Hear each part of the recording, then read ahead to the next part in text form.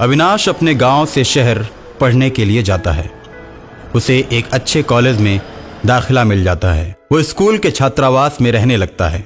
अविनाश पढ़ने में बड़ा ही तेज लड़का था, हमेशा पढ़ता रहता था, जिसे देखकर घूमने वाले छात्र उससे जलते थे और धीरे धीरे 2-4 बदमाश छात्र मिलकर उसकी रैगिंग करने लगे। एक दिन अविनाश छात्रावास से बाहर किताबें खरीदने के लिए जा रहा था।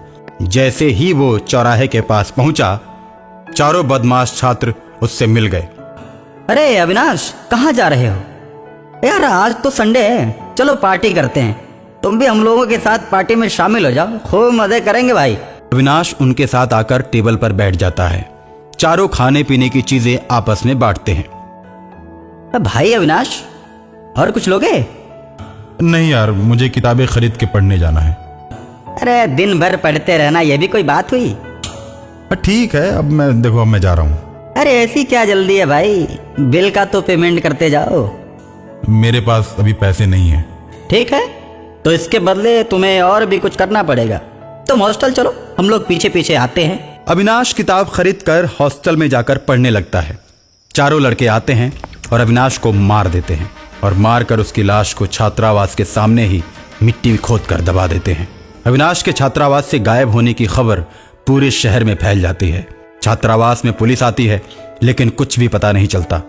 राकेश छात्रावास में सोया हुआ है, उसके साथ उसके तीनों दोस्त भी हैं और अचानक 12 बजे रात को कमरे में लाल रंग के बल्ब जलने लगते हैं, जिसे देखकर सभी आश्चर्य में पड़ जाते हैं और कहते हैं, यार ऐसा बल्ब तो हमने आज तक अपने कमरे में लगाया ही नहीं, फिर ये बल्ब लाल रंग के क्यों जलने लगे? अच्छा, लगता है चपरासी ने बदल दिए हैं। अभी बल्ब के बारे में चारों सोच रहे थे कि कमरे में धूल भरी तेज हवाएं चलने लगती हैं। हवाओं के बीच राकेश गायब हो जाता है। अविनाश राकेश को लेकर बाथरूम में पहुंचता है। अरे तुम यहाँ, मैंने तो तुमको मार दिया था। सिर्फ तुमने ही नहीं, उन तीनों ने भी मुझे मारा है। मैं किसी को भी जिंदा नहीं छोड़ूंगा। ऐसा कहकर अविनाश राकेश को मारकर बाथरूम का दरवाजा बंद कर देता है। अगले दिन बाथरूम में राकेश की लाश पाई जाती है, जिसे देखकर उसके तीनों साथी डर जाते हैं और वो लोग जब पढ़ने के लिए किताब को पलटते हैं, लेकिन किताब के सारे अक्षर गायब रहते हैं।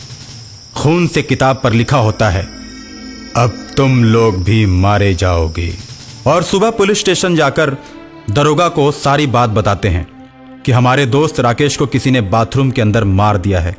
उसके बाद पुलिस छात्रावास में आती है, छानबीन करती है, लेकिन कुछ भी पता नहीं चलता।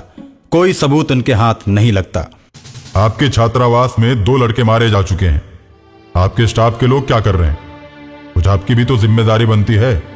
आप भी अपने स्तर से इस बात का पता लगाइए और जो भी सूचना हो थाने में आकर हमें दीजिए। ठीक है, चलते हैं हम। ठीक है, अब मैं जाकर सभी को सतर्क कर देता हूं।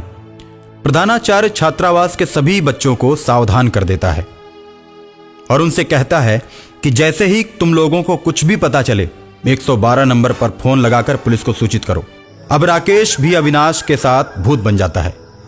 अब दोनों मिलकर उन तीनों दोस्तों को मार देते हैं। तीनों के कमरे से हाथ में खून से सना हुआ चाकू लिए हुए छात्रावास का गार्ड बाहर निकलता है, जिसे पुलिस पकड़ लेती है। थाने में गार्ड का चेहरा धीरे धीरे बदलने लगता है और एकदम से वह अविनाश बनकर खड़ा हो जाता है। मैंने ही सबको मारा है। मैं गार्ड के शरीर में प्रवेश कर गया था। राकेश को मैंने ही मारा, लेकिन इन तीनों को मारने के लिए मेरी आत्मा को गार्ड का सहारा लेना पड़ा। अब मेरा बदला पूरा हुआ और मेरी आत्मा मुक्त हो गई। इसमें गार्ड की कोई गलती नहीं है। इतना कहकर अविनाश गायब हो जाता है और पुलिस गार्ड को छोड़ देती है।